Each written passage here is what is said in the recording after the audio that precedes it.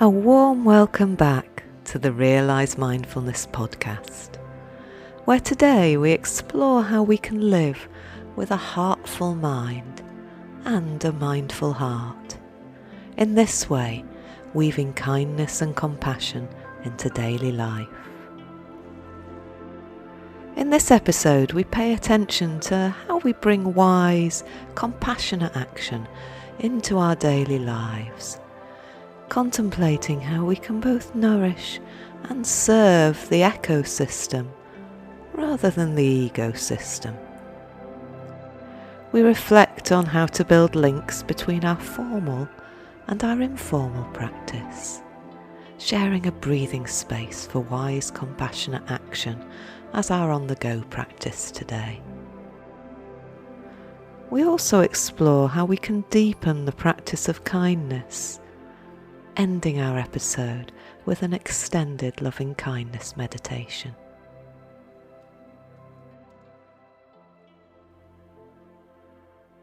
Before we dive in, a quick disclaimer. The mindfulness-based compassionate living course, which is the inspiration of this season, was developed to support deepening your mindfulness practice and assumes that you've already spent some time building mindful foundations. So if you're new to mindfulness, you may find it helpful to start by listening to season 1 of the podcast. And if you're ready to explore mindful compassion, then let me acknowledge that the MBCL course is rich and deep, and this podcast is in no way a replacement for attending an 8-week course. Rather, it is intended as maybe an introduction, or perhaps a companion or a refresher for the course. And if you're interested in finding out more, as always, I've included some helpful links in the show notes. So, without further ado, let's continue with today's episode as we explore living with a heartful mind and a mindful heart.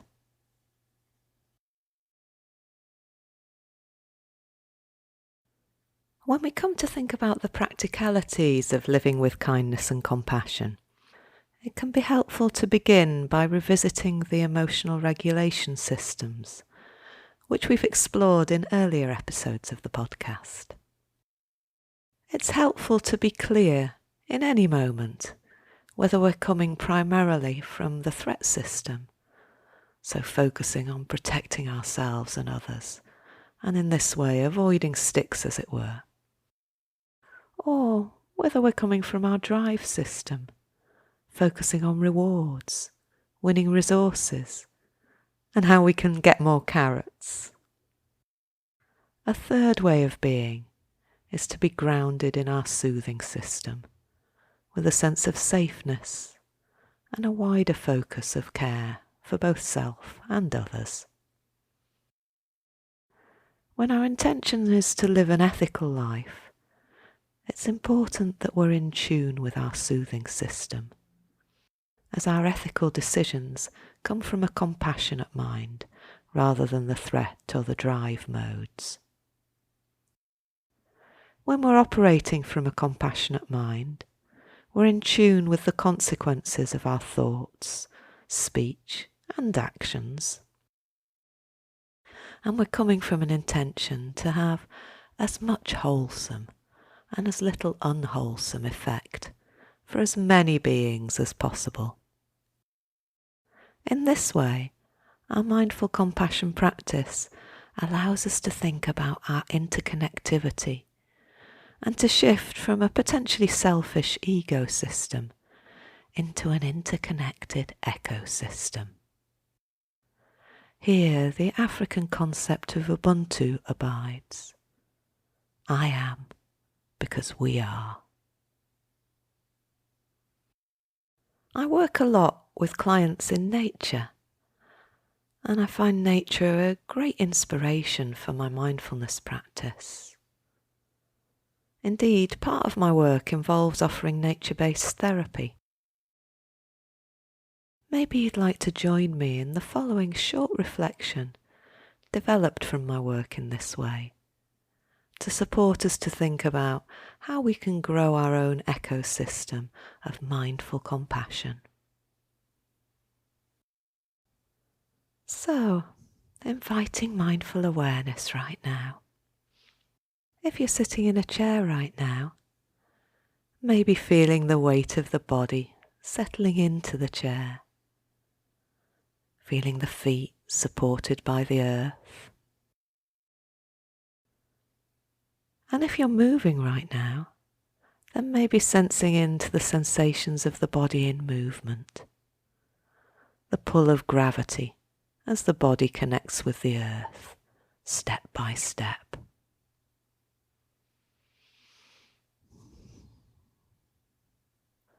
And from this sense of being grounded, an invitation to call to mind a tree growing in a forest. Maybe you can clearly picture a tree, or maybe it's more of a felt sense of treeness. Not needing it to be any particular way, just allowing yourself to be pleasantly surprised by how this sense of a tree manifests for you. And as you call to mind your tree, creating space to really appreciate its treeness, its beautiful green canopy of leaves and branches, its strong tall trunk, and its deep stabilizing roots.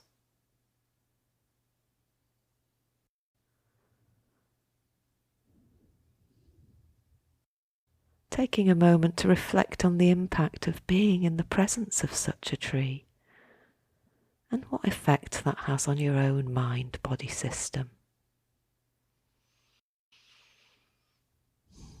Maybe noticing whether it supports your soothing system, inviting a sense of safeness, groundedness, and interconnectivity. And now, beginning by reflecting on how trees instinctively grow towards the light, and maybe contemplating how you too can grow towards the light, focusing your attention on the people and activities that nourish you.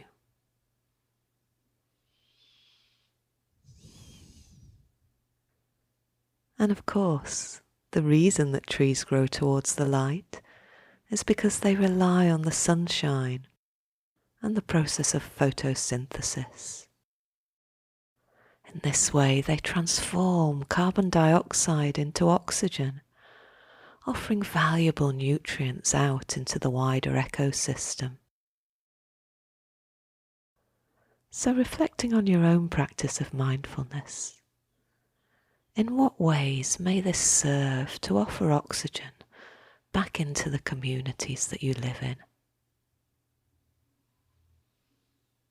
and into the wider world?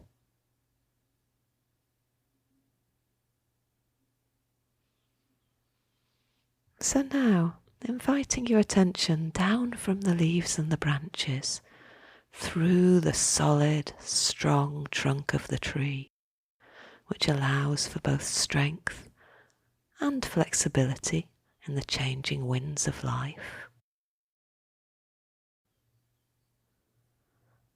And reflecting how your mindful compassion practice supports you to embody this strength and resilience in the face of life's changing weather patterns.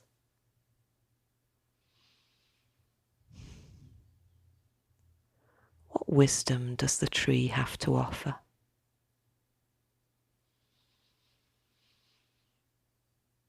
And how may you embody this in your way of being?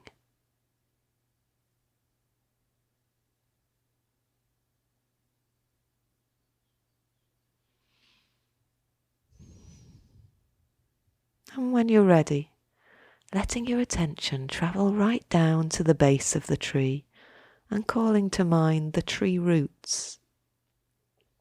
Maybe as you do this, inviting attention to travel down your own body to a felt sense of your feet connected with the earth. A tree's roots help to offer it stability, a literal grounded rootedness so it can withstand the storms of life. So reflecting now on how our own practice of mindful compassion can offer us too stabilising roots to withstand the adverse weather we all face in this life.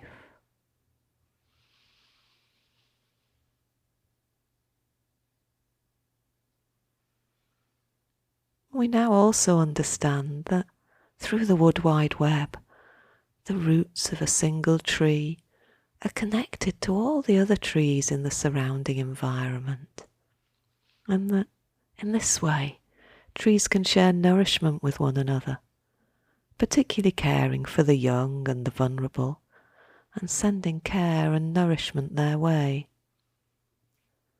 An invitation now to take a moment to reflect on how you can share the nourishment of your practice with others.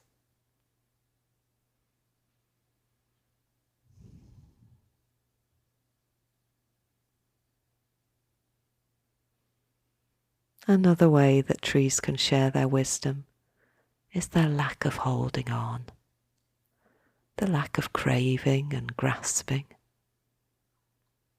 In autumn, the tree doesn't hold on to its beautiful cloak of red and gold. Instead, it gracefully lets go, dropping autumn leaves to provide a crunchy carpet for the earth. And when the storms of winter come, the tree may lose old branches, all the dead wood of the tree eventually composting down to support new growth and nourish future generations. So reflecting on where it may support us to let go, and how our own dead wood can become compost to support new growth.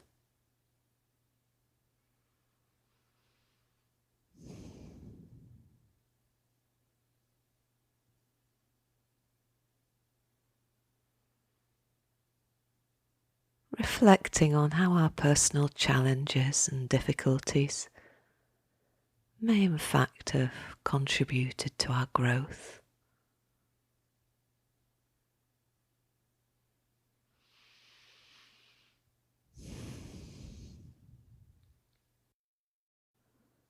So taking as long as you need, and maybe even pressing pause if you'd like further time for reflection.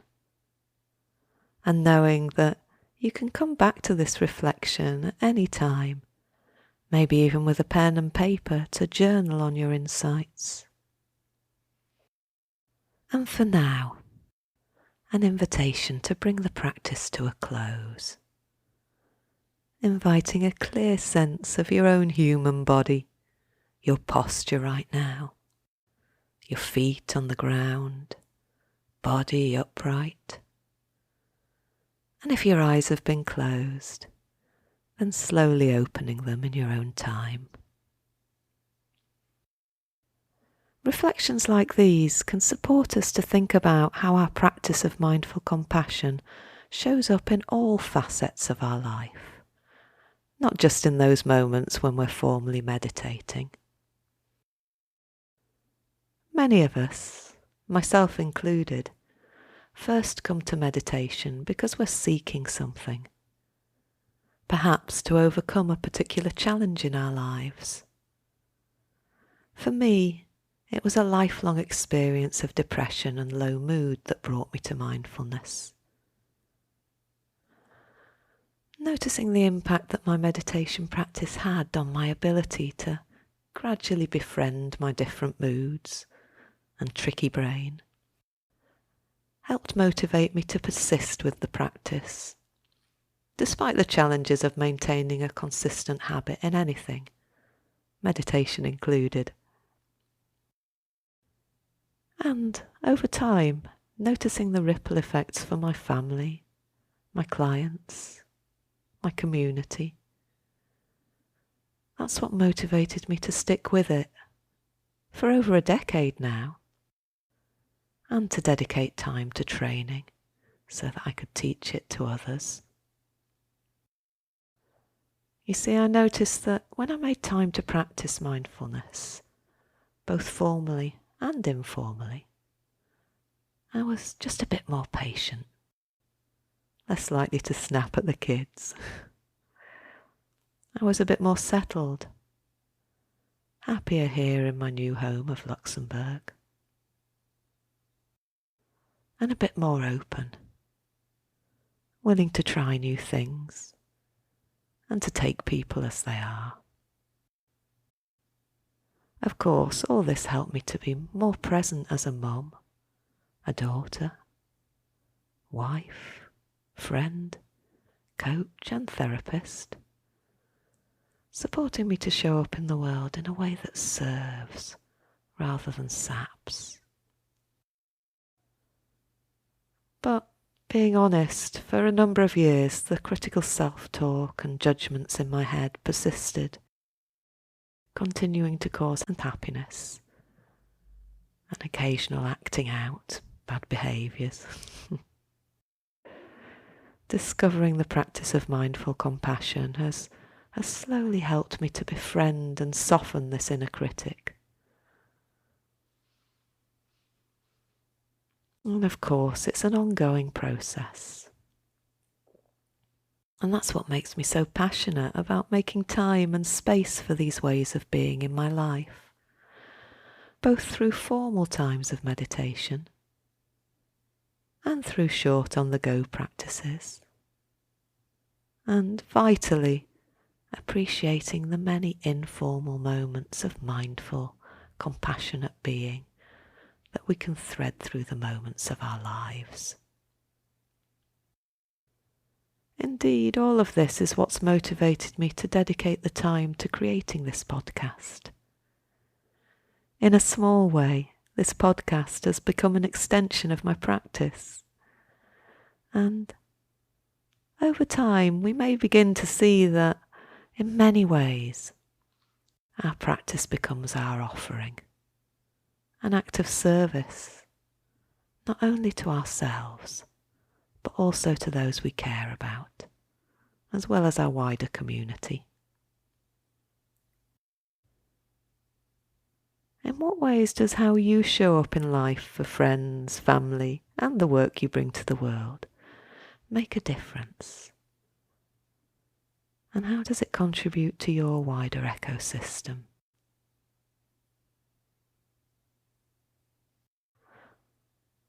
I'm reminded of the famous story of President John F. Kennedy's 1962 visit to NASA's Space Center.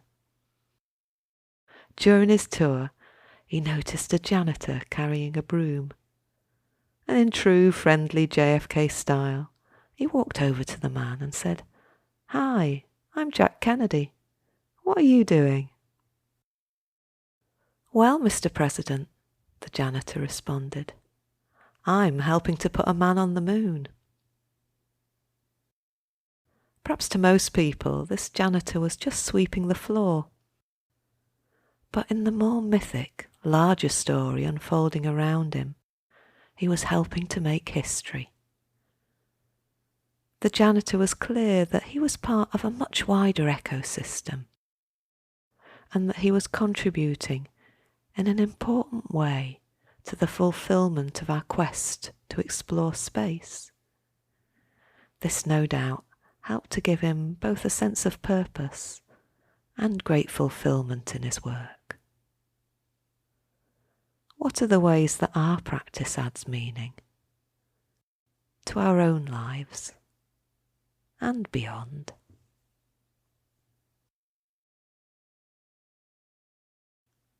As we near the end of the 8-week mindfulness-based compassionate living course, we begin to think about how and why we may continue to thread the practices and ways of being through our daily life beyond the course. For many of us, It can also be helpful to think of preparing a compassionate prevention plan, remembering what brought us to the course in the first place, and reflecting on the practical ways that practice can support our well-being and the way we show up for life. I know myself, and many of my course participants also tell me this, that it's hardest to call upon our practice in moments of stress. Perhaps it's a stressful deadline, or a personal conflict, or maybe a moment of feeling criticised or let down. Our mindfulness practice can help us recognise the early warning signs, the whispers of discomfort which may show up as concentration problems or worries, mood changes, perhaps withdrawing from social situations, or having difficulty sleeping, or noticing excessive fatigue and aches and pains. We can then shine the light of compassion on our responses, reflecting on how we can help ourselves, what resources we have, and where else we might look for additional support if helpful. Maybe taking a moment now to think about your own early warning signs. What sort of situations commonly trigger you? I know personally I can get quite grumpy and short-tempered when I have too many short deadlines and conflicting demands on my time. How can you tell when you're struggling or having a hard time? Personally, stress can show up as being more snappy with those I love and not wanting to make time for friends and family. For me, these are clear signs that stress is beginning to take its toll. So, having built a clearer picture of the triggers and warning signs, how can you take kind and compassionate care of yourself? For example, I find time in nature, making time for a pleasure walk, and making sure I make space for regular formal practice are all important ways I care for myself. If you'd like to share a pleasure walk, then do keep listening, as I'll be offering it as an on-the-go practice in the next episode. The MBCL course offers us many informal practices which we can thread through the moments of our day. Many of these informal practices can serve as a wise, compassionate first response in moments of challenge. By now, you may be feeling quite familiar with the 3-step breathing space in its different flavours as they evolve through the course. In week 7 of the MBCL course, we introduce a breathing space for wise, compassionate action. It's a short, informal practice which invites mindfulness, wisdom and compassion into moments requiring a decision, or maybe a time when we need to take action. So let's share that together now. Making any shifts or adjustments in posture that invite a sense of being present with open, kind awareness. And in the first phase of our breathing space, starting with becoming aware of what your experience is right now. Noticing physical sensations, thoughts, and feelings just as they show up.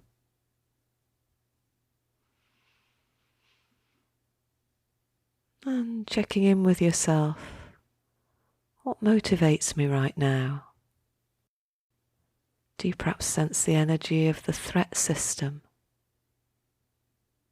or the drive system? Or is it the soothing system? Do you notice any tendencies of moving towards a goal? Or moving away from a threat? Of seeking or avoiding experiences? Or is there more of a sense of openness? Not needing it to be any particular way, just noticing how it is right now. And in the second phase of our breathing space, you're invited to bring attention to the breath or another familiar soothing anchor, such as feet grounded on the floor, or the flow of sounds in the soundscape around you.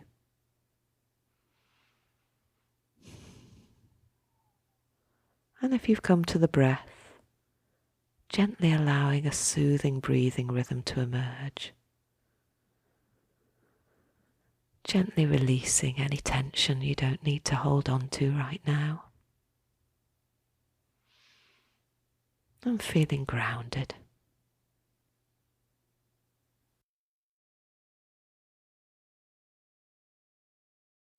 And in the third phase, while attuning to your body as a whole, you can ask yourself, what would be a wise and compassionate action to choose, say, or do right now? Do you wish to choose from a threat, a drive, or a caring motivation? What would be in line with your values?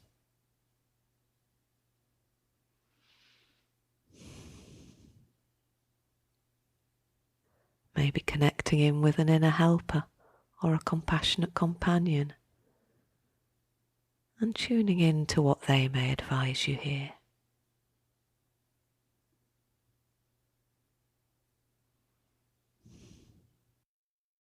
And maybe proceeding in the direction you wish to choose, if this becomes clear to you.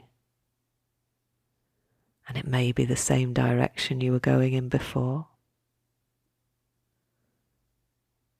And you may also notice that, having taken a mindful pause, the decision is now infused and directed by a flavour of kindness and compassion.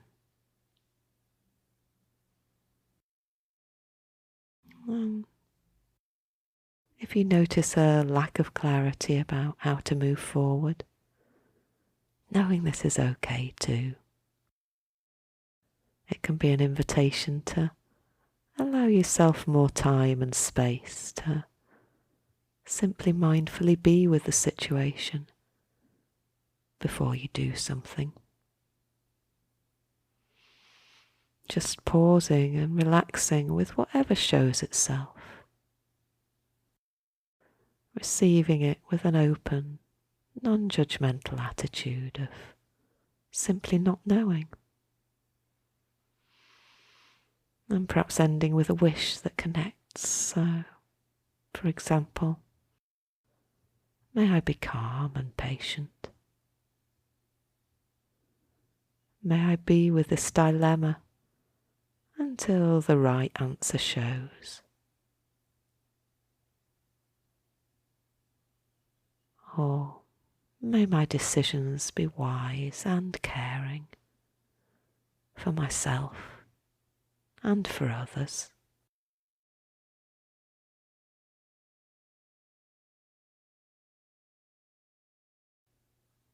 As we move towards our longer practice of the episode, let's spend some time now revisiting kindness. If you've been listening to the podcast for a while, it may not surprise you to learn that one of my favourite books is the beautiful illustrated book, The Boy, the Horse, the Fox and the Mole by Charlie Mackesy. Early in the story, the mole asks his friend, the young boy, "What do you want to be when you grow up?" "Kind," replies the boy. What a delightful aspiration.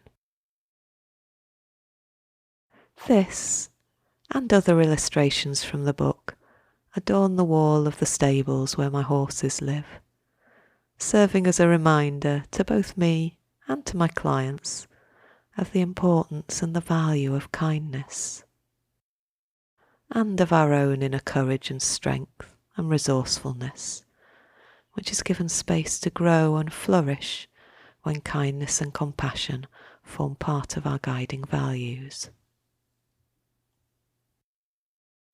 In her book, Boundless Heart, Christina Feldman offers a beautiful exploration of the 4 Friends for Life, outlining practical teachings to guide us on the path of kindness, compassion, joy, and equanimity.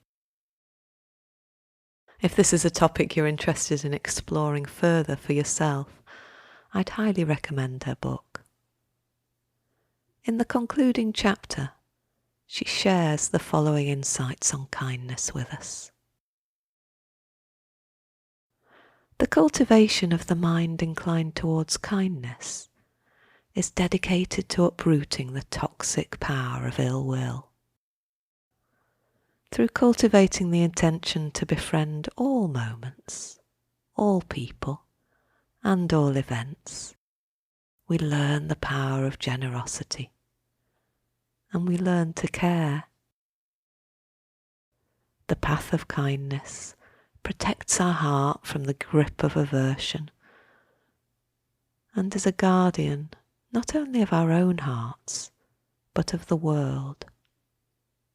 Holding the intention to befriend all moments and all people at the forefront of our thoughts, words, and acts, we experientially discover that to change the shape of our mind of the moment is to change the shape of our world of the moment.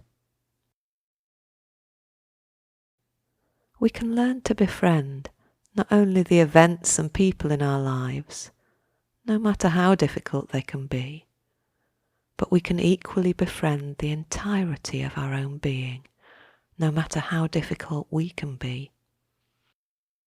The small moments of seeing our hearts shift from aversion to kindness inspire the possibility in this life to make kindness the home of our heart. What we frequently incline the heart towards becomes the inclination of the heart, guiding our thoughts, words, and acts.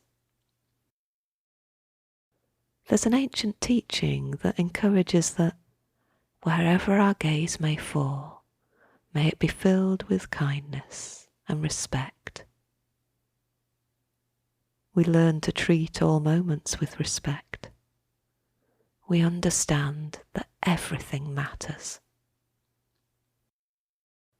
The teaching goes on to say, do not take lightly small expressions of ill will, believing they will do little harm. Even a tiny spark can set a mountain alight. Equally, do not take lightly small acts and words of kindness, believing they make little difference. Great oceans are filled by drops of water, one by one. Establishing the mind in a commitment to kindness teaches us the most deeply ethical way to live in this world.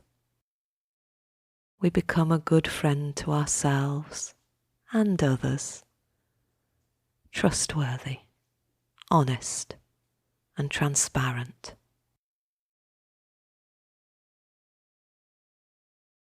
Christina Feldman's words give us much to reflect upon as we contemplate living with kindness as a guiding value.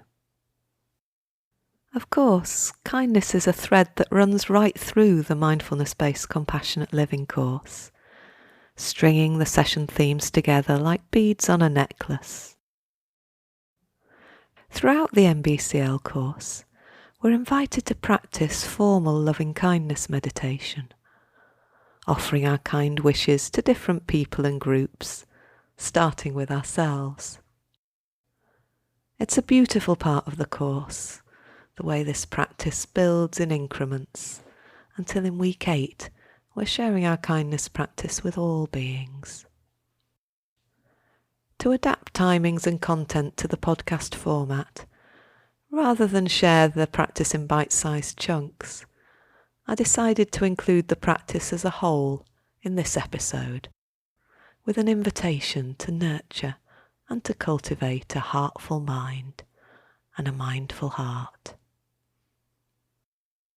Before we share our closing practice together, let me offer a brief recap of the territory we've explored today.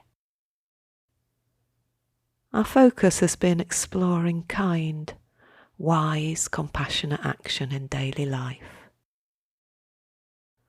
We remembered how it can be helpful to become aware of which emotional regulation system we're operating from, whether that's the threat, the drive, or the soothing system, and how our soothing system and compassionate mind are what enable ethical decisions. I offered a tree-inspired reflection to support us in contemplating how we can nourish and serve the ecosystem rather than the ego system. And we've reflected on how to build links between our formal and informal practice, sharing a breathing space for wise and compassionate action, and beginning to reflect on the importance and the impact of kindness. So, in a moment, an opportunity to nurture and deepen our practice of kindness as we end the episode with an extended loving-kindness meditation. Before we do that, it can be just helpful to remember that we're not trying to achieve anything or even feel any particular way during kindness practices. It's simply enough to sit down with an intention to open to sharing kind wishes. And of course, a diligence to kindly persist, gently returning to the practice of offering kind wishes each time the mind wanders. Or maybe we get doubtful, or maybe bored or frustrated. Each time simply coming back to the practice. And of course, remembering wise, kind responses to any backdraft we may encounter, as we explored together in episode 3. Always knowing we can return to a familiar, resourcing anchor, or choose to practice in another way that day, if that's the most wise and compassionate action on any particular day. So, an invitation now to join me, finding a comfortable space where you won't be disturbed for the next 30 minutes or so, as we share a loving kindness practice.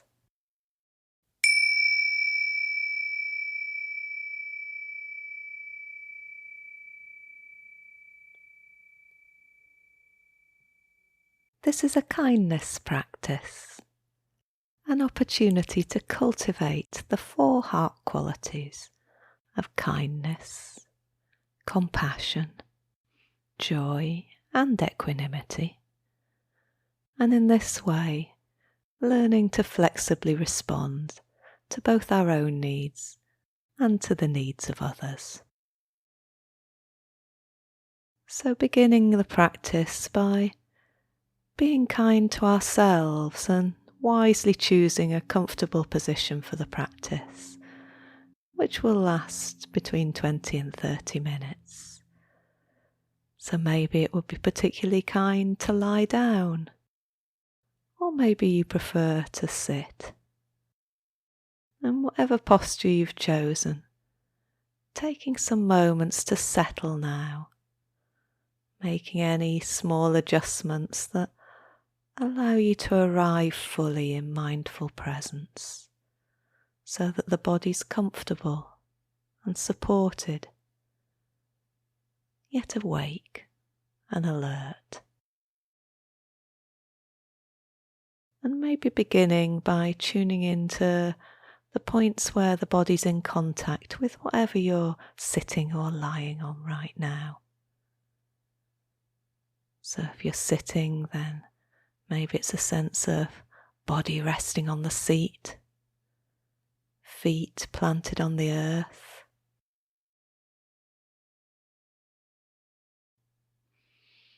And if you're lying, then maybe it's a sense of where the body's in contact with whatever you're lying on, all down the back of the body.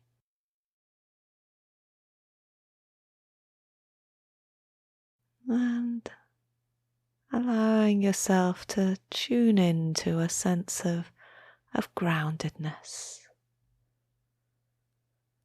Maybe letting go a little into the surface that's supporting you with each out-breath.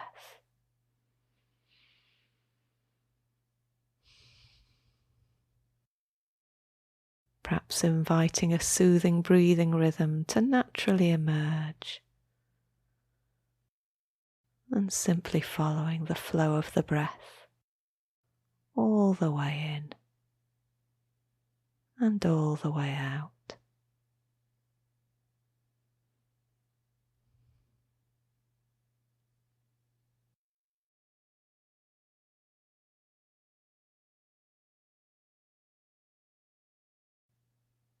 And an invitation to choose a supportive anchor for our practice. A home base, if you will. Somewhere you can return to if at any point during the meditation you start to feel a bit lost, perhaps thinking mind gets busy and you realise you've got lost in thought. Or maybe you get a bit dreamy, a bit daydreamy. Or perhaps intense feelings arise and you'd like to offer yourself a bit of kindly support. And in any of these cases, coming back to a supportive anchor, perhaps a sense of body on chair, feet on floor, or contact points down the back of the body,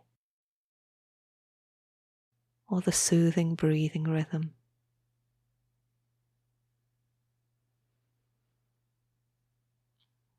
Or perhaps the sounds that you can hear in the room around you.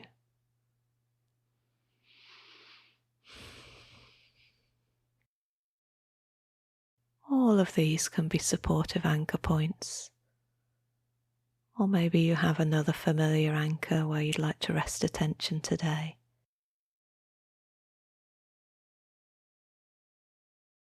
So taking a few moments now to rest awareness in your chosen anchor.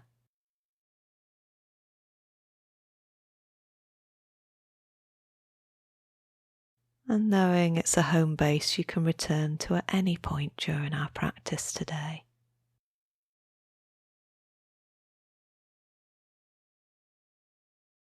And taking good care of yourself throughout the practice. If my words aren't supportive, then feeling free to ignore my guidance or even turn the volume down. Tuning into your own inner wisdom of what's most supportive for you.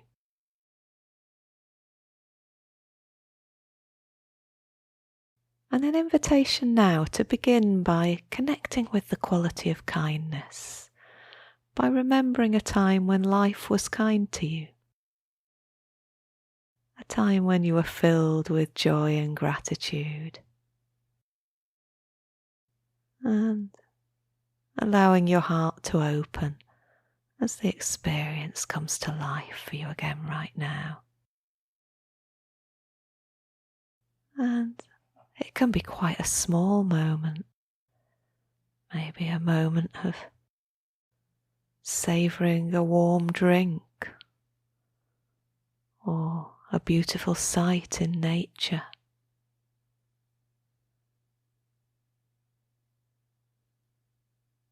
Or it can be something quite profound.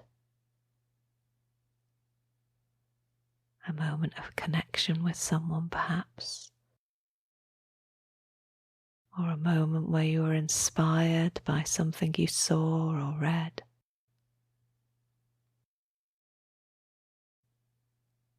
A moment where life was kind to you. And reconnecting with this heart-opening experience. Maybe allowing a gentle smile to come to the lips. And if you wish, you can also place one or both hands on the heart, or perhaps one hand on the heart and one on the belly. Or if you prefer, gently hold your own hands in your lap.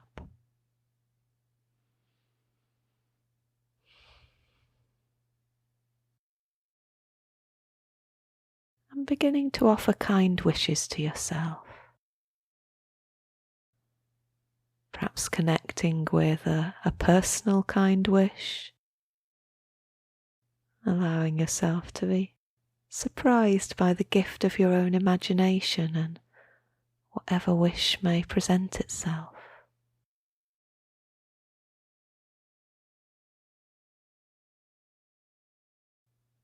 Or perhaps choosing to work with one of the 4 traditional phrases. Phrases that have been used in practices like this for many, many years. May I feel safe.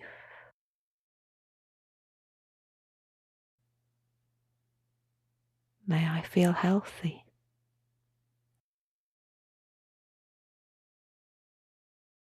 May I feel happy.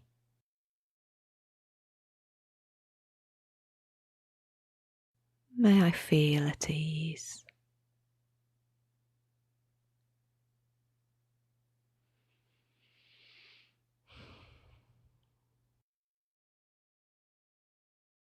And if it's helpful, you may want to let the wish flow with the breath. Perhaps may I on the in-breath. And giving voice to the wish on the out-breath.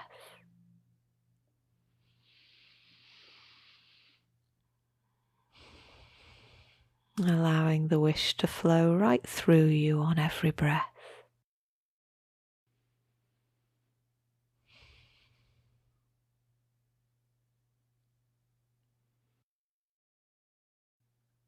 A gentle smile supporting with the giving of the wish. And soothing touch, maybe supporting with the receiving of the wish.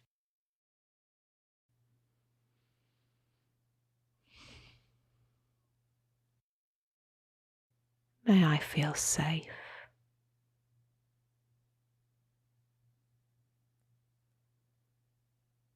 May I feel happy.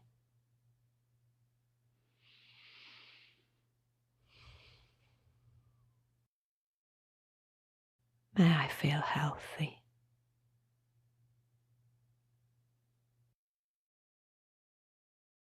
May I feel at ease.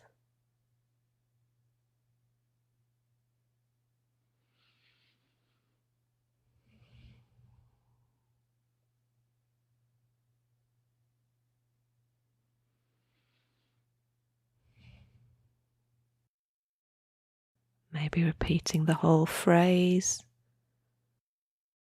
or perhaps just choosing key words. Safe, healthy,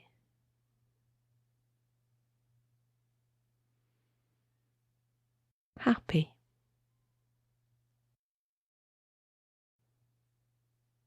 at ease.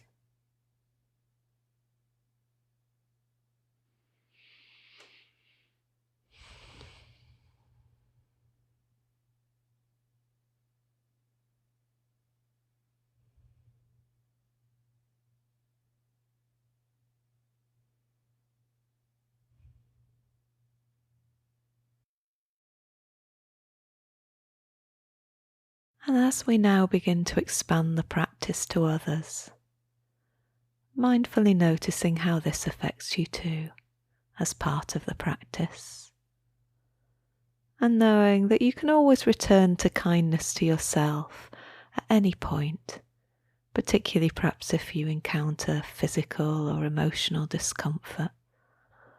Perhaps the practice stirs up worrying thoughts or painful emotions. Then it's an opportunity to work mindfully and kindly with whatever's needed in that moment. And maybe also considering the possibility of a paradoxical wish. May I experience this just as it is?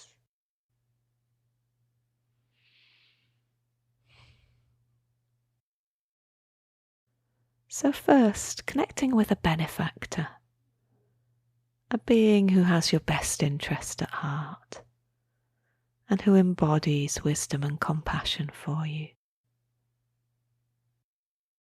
So imagining this person or being in front of you and looking into their face,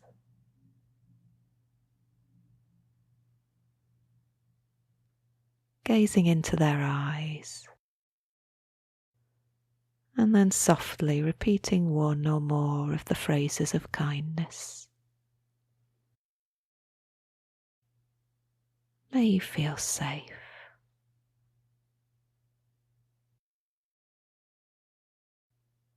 May you feel healthy. May you feel happy. May you feel at ease.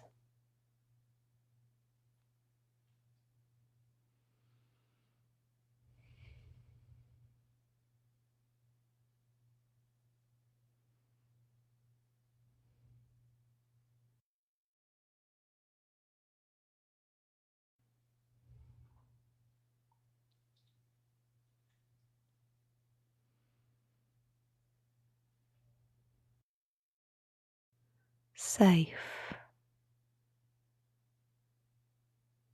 healthy, happy, at ease.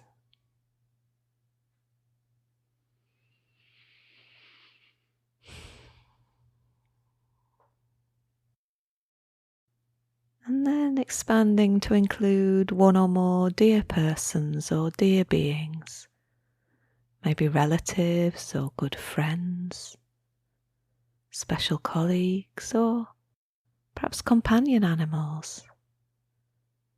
Imagining a being in this category standing in front of you, connecting with them, maybe gazing into their eyes and gently repeating wishes like, may you feel safe. May you feel healthy.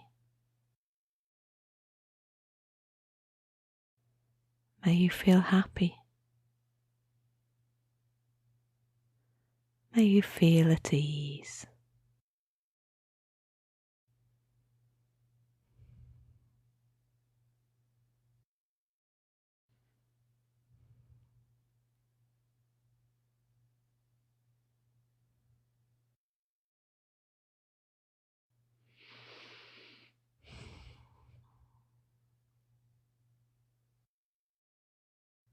And these general kind wishes may already feel naturally connecting,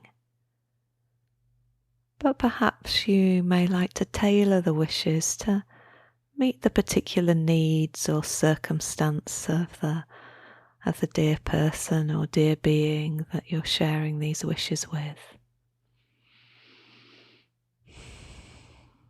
So, if you know that the person or being right now is enjoying favourable times, favourable circumstances, then maybe including a flavour of sympathetic joy in your wishes. May you appreciate your good fortune. May you enjoy what life's offering you right now.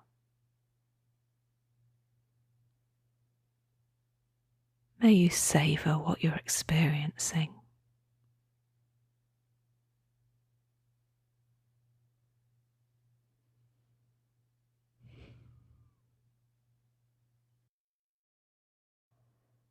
And likewise, if the person or being is experiencing hard times and adversity, then maybe tuning the kind wishes towards compassion, such as, may you be relieved from this suffering.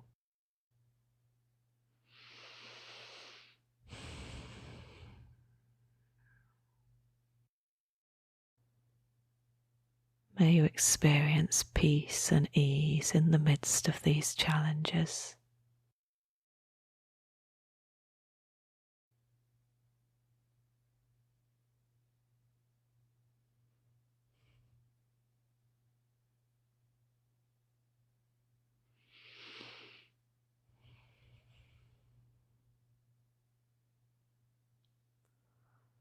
And if you know that the person's experiencing unpredictable, maybe frantic or out of control circumstances, maybe your wish can reflect equanimity. May you feel calm in the midst of turmoil.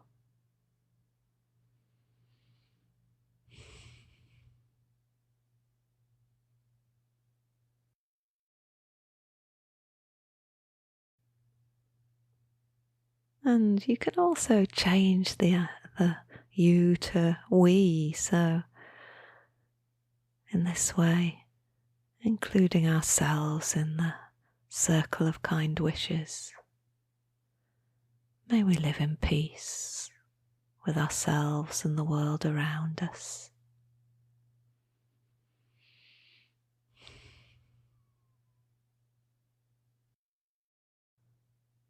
And you may wish to expand kind wishes to other dear beings.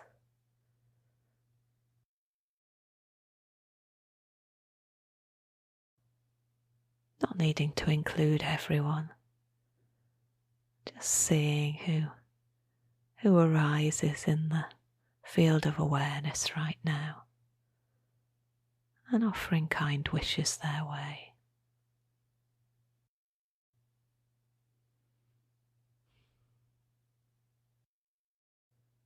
And of course, remembering we're not trying to achieve anything here or feel a particular way. It's simply enough to cultivate an intention towards kind wishes.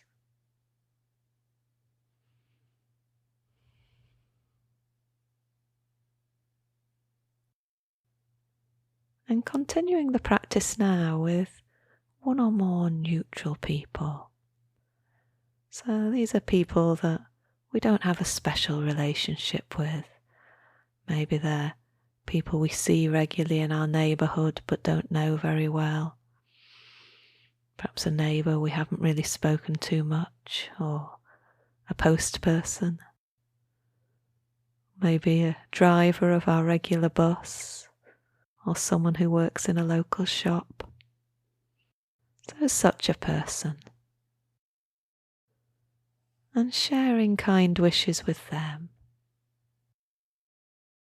May you be safe.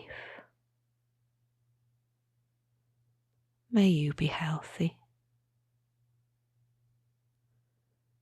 May you be happy. And may you live with ease.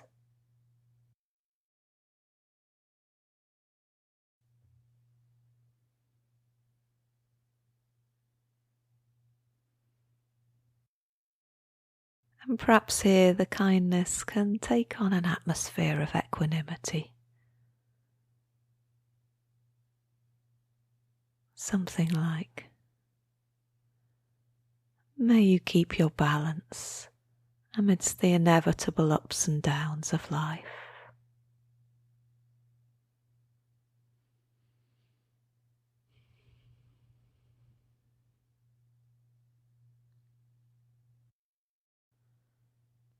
May you come to terms with the aging, ill health and loss, which is part of being human.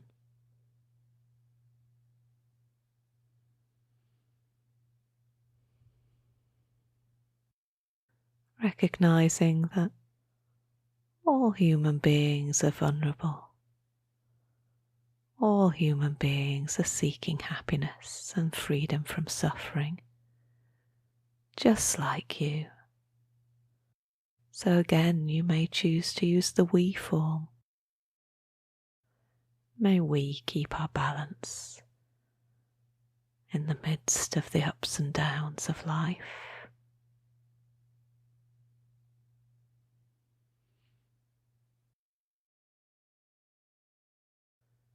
And likewise, if your neutral person happens to have a happy face, then maybe sharing wishes of sympathetic joy. May you enjoy the goodness of life.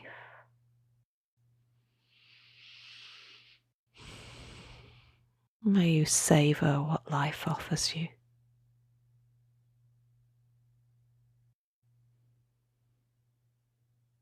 So if you choose continuing to practice with neutral persons or beings who arise in the sphere of awareness,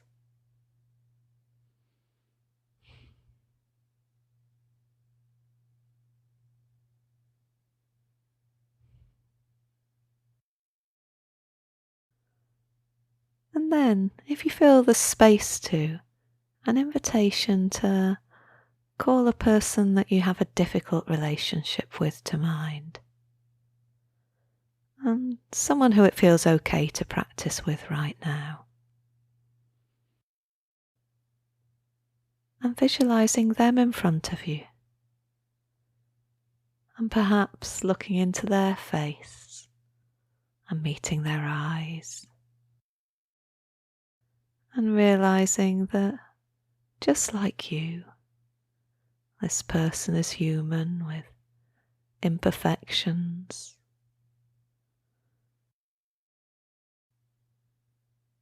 and just like you, this person has been shaped by the conditions of their life. And we don't have to condone harmful behaviour, but we can offer kindness to the person behind the behaviour. So gently repeating kind wishes. May you feel safe. May you feel healthy. May you feel happy. May you be free from suffering.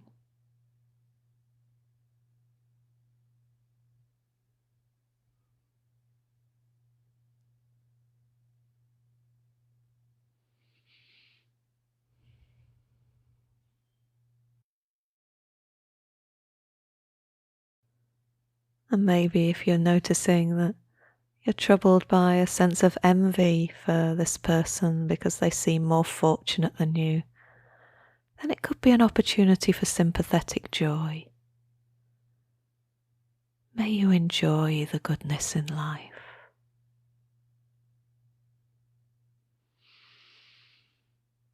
Or perhaps a wish in the we form. May we live in peace with ourselves and each other.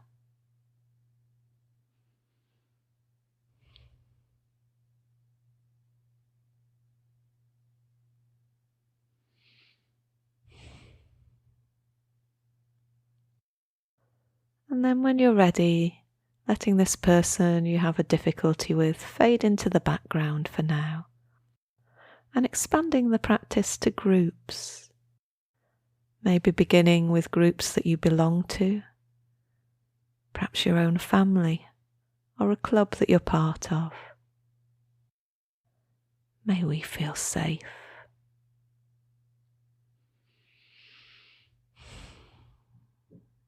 May we feel healthy.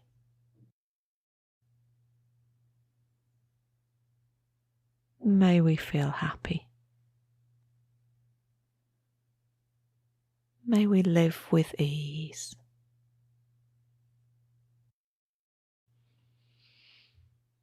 May we have courage in the midst of our difficulties. May we share our good fortune. May we live in harmony.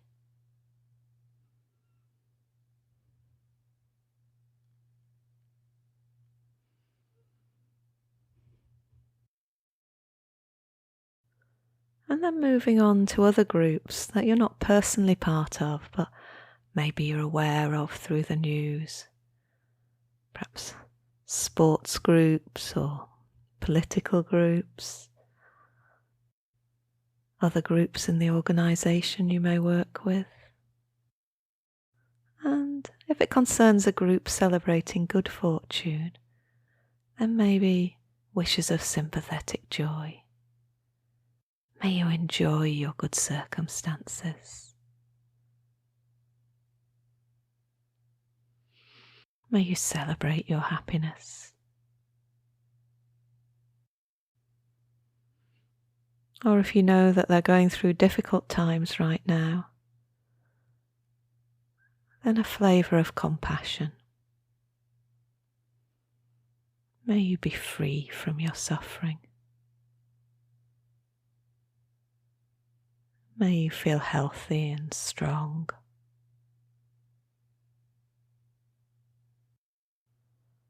Or if it's a group suffering war or natural disaster,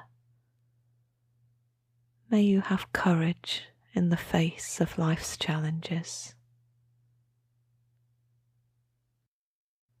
May you find peace amidst chaos.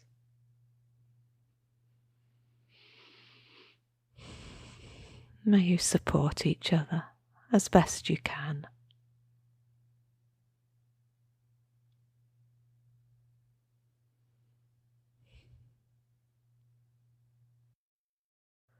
And finally, imagining holding all beings in the awareness of your boundless heart. Humans and animals, plants and trees, all creatures in all directions, near and far, before and behind, north, south, east and west.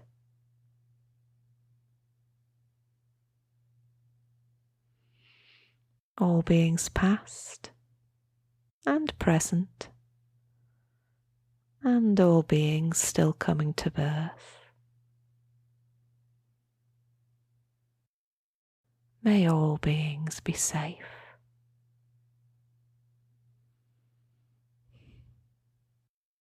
May all beings be free from suffering.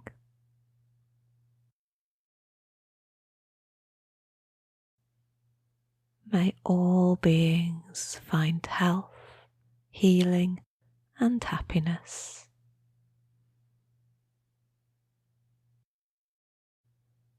May all beings live peacefully with themselves and each other.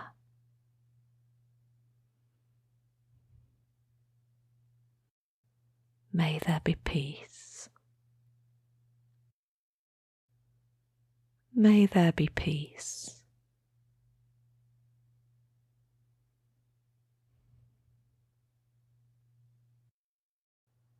May there be peace.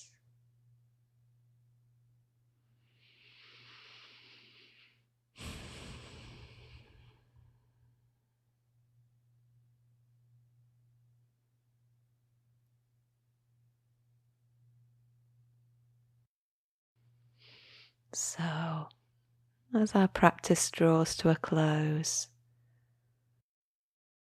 returning to the sense of body, resting on the surface that's supporting it.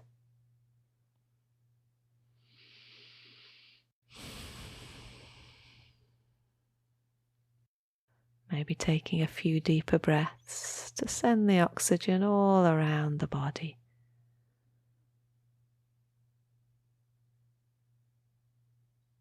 Slowly blinking open the eyes if they've been closed. Bringing any stretching or movement to the body that's helpful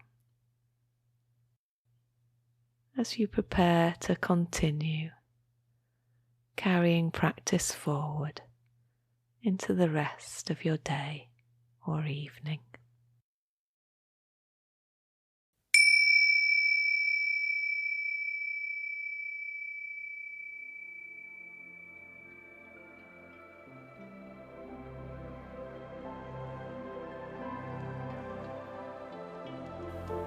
Thank you for joining us for today's episode.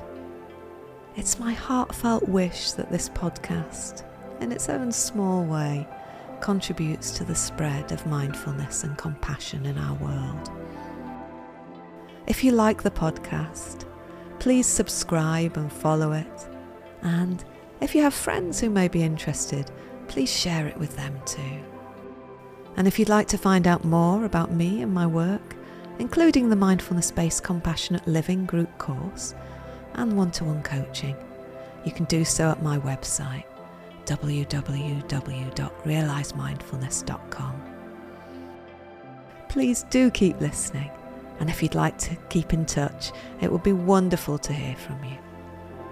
So, until next time, wishing you ease and kindness in the flow of life.